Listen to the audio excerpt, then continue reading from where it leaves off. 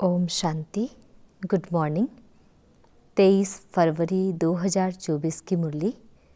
बाबा हम बच्चों से कह रहे हैं, मीठे बच्चे, अपना चार्ट रखो तो पता लगे कि हम आगे बढ़ रहे हैं या पीछे हट रहे हैं। देह अभिमान पीछे हटाता है, देही अभिमानी स्थिति आगे बढ़ाती है। बाबा हम बच्चों से प्रश्न पूछ रहे हैं, सतयुग के आदि में आने वाली आत्मा और देरी से आने वाली आत्मा में मुख्य अंतर क्या होगा?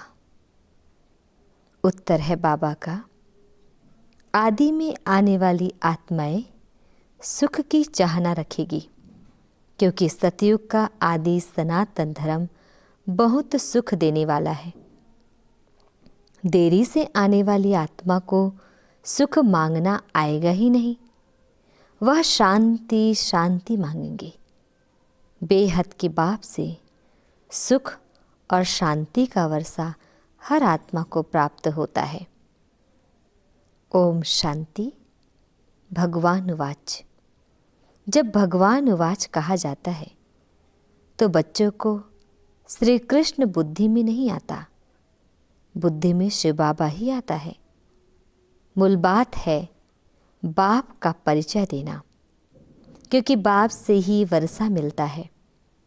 तुम ऐसे नहीं कहेंगे कि हम शिव बाबा के फॉलोअर्स हैं, नहीं, शिव बाबा के बच्चे हैं। हमेशा अपने को बच्चे समझो, और कोई को यह पता नहीं है कि वह बाप, टीचर, गुरु भी है। तुम बच्चों में भी बहुत है जो भूल जाते हैं। यह याद रहे तो भी अहो सौभाग्य। बाबा को भूल जाते हैं, फिर लौकिक देह के संबंध याद आ जाते हैं। वास्तव में तुम्हारी बुद्धि से और सब निकल जाना चाहिए। एक बात ही याद रहे, तुम कहते हो तमेव माता च पिता त्वमेव, तमेव बंधुश्च सखा त्वमेव। अगर तुम्हारा कोई याद आता है तो ऐसे नहीं कहेंगे कि सदगति में जा रहे हैं। देह अभिमान में है तो दुर्गति ही होती है, देही अभिमानी हो तो सदगति होती है। कभी नीचे कभी ऊपर चढ़ते उतरते रहते हैं, कभी आगे बढ़ते हैं, कभी पीछे हटते हैं। देह अभिमान में तो बहुत आते हैं। इसलिए बाबा हमेशा कहते हैं, चार्ट रखो तो पता पड़े हम आगे बढ़ रहे हैं या पीछे हट रहे हैं। सारा मदार है याद पर, नीचे ऊपर होते ही रहते हैं। बच्चे चलते चलते थक जाते हैं, फिर रड़ियाँ मारते हैं, बाबा यह होता है, याद भूल जाती है। देह अभिमान में आने से ही पीछे हटते हैं, कुछ ना कुछ पाप करते हैं। याद पर सारा मदार है, याद से आयु बढ़ती है। इसलिए योग अक्षर नामी ग्रामी है। ज्ञान की तो बहुत सहज सब्जेक्ट है। बहुत है जिनको ज्ञान भी नहीं है तो योग भी नहीं है, इससे नुकसान बहुत होता है। बहुतों से मेहनत होती नहीं है, पढ़ाई में नंबरवार तो होते ही हैं। पढ़ाई से समझा जाता है कि यह कहाँ तक और किसकी सर्विस करते हैं। सबको शिव बाबा का परिचय देना है। तुम जानते हो, बेहद का वर्षा एक ही बेहद के बाप से मिलता है। मुख्य है माता पिता और तुम बच्चे।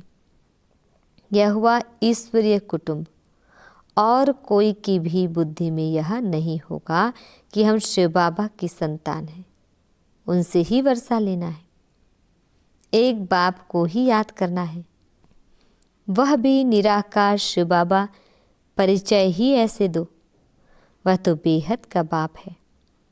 उनको सर्वव्यापी कैसे कह सकेंगे? भला उनसे वर्षा कैसे पाएंगे? पावन कैसे बनेंगे? बन ही नहीं सकेंगे। बाप घड़ी घड़ी कहते हैं, मन मना भव मुझे याद करो, यह कोई भी जानते नहीं है। श्री कृष्ण को भी वास्तव में सब नहीं जानते। वह मोर मुकुटधारी यहाँ कैसे आएंगे? यह है बहुत ऊंचा ज्ञान। ऊंचे ज्ञान में जरूर थोड़ी डिफ़िकल्टी भी होगी। सहज नाम भी है। बाप से वर्षा लेना तो सहज है ना। बच्चे डिफ़िकल्ट क्यों समझते हैं? क्योंकि बाप को याद नहीं कर सकते। बाबा ने बच्चों को दुर्गति और सद्गति का राज भी समझाया है। इस समय सब दुर्गति में जा रहे हैं। मनुष्य मत दुर्गति में ले जाती है। यह है ईश्वरीय मत। इसलिए बाबा कॉन्ट्रास्ट बनवाते हैं। हर एक मनुष्य अपने से पूछे कि हम नरकवासी हैं व स्वर्गवासी हैं। अब सतयुग है कहाँ? परंतु मनुष्य कुछ भी समझते नहीं। सतयुग को भी कल्पना समझते हैं। अनेक मत है, अनेक मत से दुर्गति होती है, एक मत से सद्गति होती है। यह तो बहुत अच्छा स्लोगन है। मनुष्य मनुष्य को दुर्गति में ले जाते हैं, एक ईश्वर सभी को सद्गति देते हैं। तो तुम शुभ बोलते हो ना, बाप की महिमा करते हो।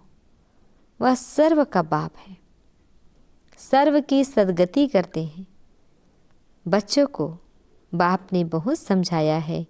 बल प्रभात फेरी निकालो, बोलो हेवनली गॉड फादर हमको यह पद प्राप्त करा रहे हैं। अब नरक का अंत आने वाला है। समझाने में मेहनत तो करनी पड़ती है। एरोप्लेन से पर्चे गिरा सकते हो। हम तो एक ही बाप की महिमा करते हैं। वो ही सर्व का सद्गति दाता है। बाप कहते, बच्चे मैं तुमको सद्गति देता हूँ, फिर तुमको दुर्गति देने वाला कौन? कहा जाता है आधा कल्प है हेविन फिर हेल। रावण राज्य माना ही आसुरी राज्य, नीचे ही गिरते आते हैं। उल्टी रावण की मत से पतित पावन एक ही बाप है। हम बाप से विश्व का मालिक बन रहे हैं। इस शरीर से भी मोह निकाल देना है। अगर हंस बगुले इकट्ठे होंगे तो मोह कैसे निकलेगा? हर एक की सरकमस्टांस देखी जाती है। हिम्मत है अपना शरीर निर्वाह आप ही कर सकते हो, तो फिर ज़्यादा झंझट में क्यों फंसते हो? पेट बहुत नहीं खाता है, बस 2 रोटी खाओ और कोई फुरना नहीं। फिर भी अपने से प्रण कर लेना चाहिए कि बाप को ही याद करना है, जिससे सब विकर्म विनाश हो जाए। इसका मतलब यह नहीं कि धंधा नहीं करना है। धंधा नहीं करेंगे तो पैसा कहाँ से आएगा? भीख तो नहीं मांगना है, यह तो घर है। शिव बाबा के भंडारे से खाते हैं। अगर सर्विस नहीं करते हैं तो गुप्त में खाते हैं, तो गोया भीख पर चलना होता है। 21 जन्म फिर सर्विस करनी पड़ेगी। राजा से लेकर रंक तक सब यहाँ है, वहाँ भी है, परंतु वहाँ सदैव सुख है, यहाँ सदैव दुख है। पोजीशन तो होती है ना। बाप से पूरा योग रखना है, सर्विस करनी है। दिल से पूछना है कि हम यज्ञ की कितनी सेवा करते हैं। कहते हैं ईश्वर के पास सब हिसाब बना बनाया है, उसको साक्षी होकर देखा जाता है कि इस चलन से क्या पद पाएंगे। यह भी समझ सकते हैं कि श्रीमत पर चलने से कितना ऊंच पद पाएंगे, ना चलने से कितना कम पद हो जाता है। यह सब समझने की बातें हैं। तुम्हारे पास प्रदर्शनी में कोई भी धर्म वाला आता है, बोलो बेहद के बाप से बेहद के सुख शांति का वर्षा मिलता है। बेहद का बाप ही शांति दाता है। उनको ही कहते हैं शांति देवा। अब कोई जड़ चित्र थोड़े ही शांति दे सकेगा। बाप कहते हैं तुम्हारा स्वधर्म है शांत। तुम शांति धाम में जाना चाहते हो, कहते हो शिव बाबा शांति दो, तो बाप क्यों नहीं देंगे? क्या बाप वर्षा नहीं देंगे बच्चों को? कहते हैं शिव बाबा सुख दो, वह तो हेवन स्थापन करने वाला है, तो सुख क्यों नहीं देंगे? उनको याद ही नहीं करेंगे, उनसे मांगेंगे ही नहीं, तो वह देंगे भी क्या? शांति का सागर तो बाबा ही है ना। तुम सुख चाहते हो, बाप कहते हैं शांति के बाद फिर सुख में आना है। पहले पहले जो आएंगे वह सुख पाएंगे, देरी से आने वालों को सुख मांगना आएगा ही नहीं, वह मुक्ति ही मांगेंगे। पहले सब मुक्ति में जाएंगे, वहाँ तो दुख होगा ही नहीं। तुम जानते हो हम मुक्ति धाम में जाकर फिर जीवन मुक्ति में आएंगे, बाकी सब मुक्ति में चले जाएंगे। इसको कयामत का समय कहा जाता है। सबका हिसाब किताब युक्त होने वाला है। जानवरों का भी हिसाब किताब होता है ना। कोई कोई राजाओं के पास रहते हैं, उन्हों की कितनी पालना होती है। रेस के घोड़ों की कितनी संभाल होती है, क्योंकि घोड़े तीखे होंगे तो कमाई अच्छी होगी। धनी जरूर प्यार करेंगे, यह भी ड्रामा में नूंद है। वहाँ यह होते ही नहीं। यह रेस आदि बाद में शुरू हुई है। यह सारा बना बनाया खेल है। सृष्टि के आदि मध्य अंत को भी अब तुम जान गए हो। आदि में बहुत थोड़े मनुष्य होंगे। हम विश्व पर राज्य करते रहेंगे। हर एक समझ सकते हैं कि हम बन सकते हैं व नहीं। हम बहुतों का कल्याण करते हैं। इसमें मेहनत करनी पड़े, जबकि बाप मिला है। दुनिया वाले तो आपस में लड़ते झगड़ते रहते हैं, विनाश के लिए क्या क्या बनाते रहते हैं। ऐसे ऐसे बॉम्ब्स बनाते हैं जिससे आग लग जाए। भंभोर को आग कोई कम थोड़े ही लगेगी, बुझाने वाला कोई रहेगा नहीं। ढेर बॉम्ब्स बनाते रहते हैं, उसमें गैस पॉइजन आदि डालते हैं, जो हवा चलने से ही सब खत्म हो जाएंगे। मौत तो सामने खड़ा है। इसलिए बाप कहते हैं वर्षा लेना हो तो लो, मेहनत करो, टू मच धंधे आदि में मत जाओ। कितना चिंतन रखना पड़ता है। बाबा ने इनको तो छुड़ा दिया। अब यह छीछी दुनिया है। तुम बच्चों को बाप को याद करना है, जो तुम्हारे विकर्म विनाश हो जाए और बाप से वर्षा ले लेवे। बहुत प्यार से याद करना है। लक्ष्मी नारायण का चित्र देखने से ही दिल खुश हो जाता है। यह हमारा एम ऑब्जेक्ट है। भल पूजा करते थे, परंतु यह मालूम थोड़े ही था कि हम यह बन सकते हैं। कल पुजारी थे, आज पूज्य बन रहे हैं। बाबा आया तो पूजा छोड़ दी। बाप ने विनाश और स्थापना का साक्षात्कार कराया ना। हम विश्व के मालिक बनते हैं। यह तो सब खत्म होना है, फिर हम क्यों ना बाप को याद करें। अंदर में एक की ही महिमा गाते रहते हैं। बाबा आप कितने मीठे हो। तुम जानते हो हम सब आत्माओं का बाप वह एक ही है, उनसे ही वर्षा मिलता है। हम भक्ति मार्ग में उनको याद करते थे। वह परम धाम में रहने वाला है, इसलिए तो उनका चित्र भी है। अगर आया ना हो तो चित्र क्यों होता। शिव जयंती भी मनाते हैं। उनको कहा ही जाता है परम पिता परमात्मा। बाकी तो सबको मनुष्य या देवता कहा जाता है। सबसे पहले आदि सनातन देवी देवता धर्म था, पीछे और धर्म हुए हैं।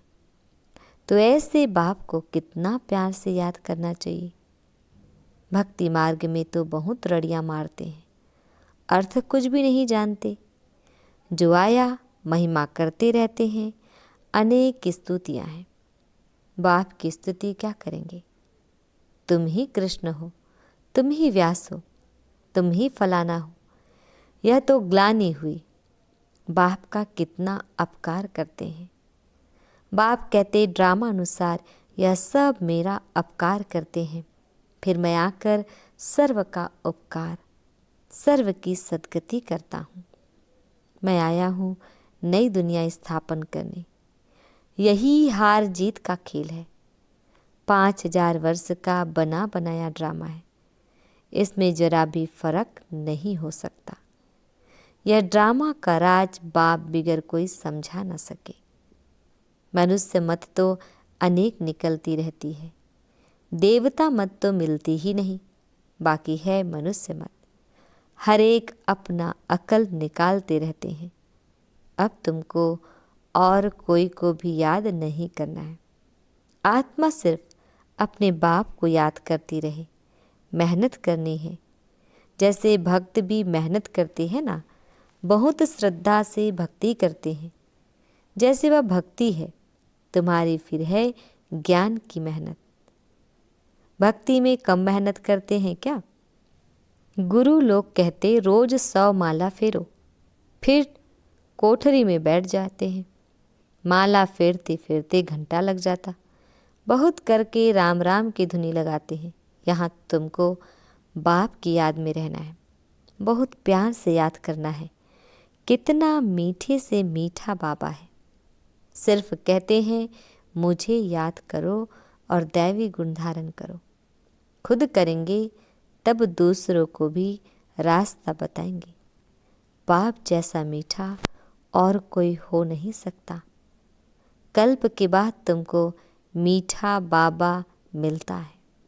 फिर पता नहीं ऐसे मीठे बाप को क्यों भूल जाते हो। बाप स्वर्ग का रचयिता है तो तुम भी जरूर स्वर्ग के मालिक बनते हो, परंतु कट अर्थात जंक उतारने के लिए बाप को याद करो। न याद करने की ऐसी कौन सी मुसीबत आती है? कारण बताओ। क्या बाप को याद करना डिफ़िकल्ट है? अच्छा, मीठे प्यारे बाबा हम बच्चों को विश कर रहे हैं। मीठे मीठे लक्की सितारों प्रति मात पिता बाप दादा का याद प्यार और गुड मॉर्निंग। रूहानी बाप की रूहानी बच्चों को नमस्ते। हम रूहानी बच्चों की रूहानी मात पिता बाप दादाजी को याद प्यार गुड मॉर्निंग और नमस्ते नमस्ते नमस्ते। शुक्रिया मीठे प्यारे बाबा, आपका लाख लाख शुक्रिया। धारणा के लिए मुख्य सार। फर्स्ट पॉइंट है, शरीर निर्वाह अर्थ कर्म जरूर करो, लेकिन टू मच झंझटों में नहीं फंसना है।